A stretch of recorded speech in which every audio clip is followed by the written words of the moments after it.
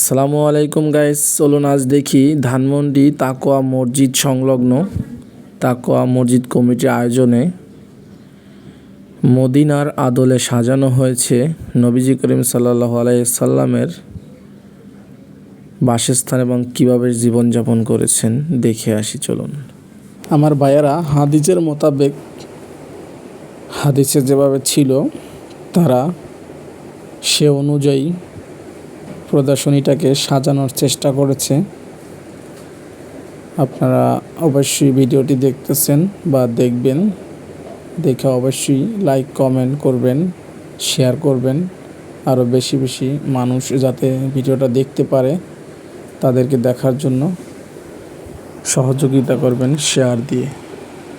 তো ভালো থাকবেন, পাশে থাকুন, ফুল ভিডিওটা দেখতে থাকুন এবং আমরা যারা ইসলাম ধর্মের অনুসারী আছি সবাই বলি আলহামদুলিল্লাহ।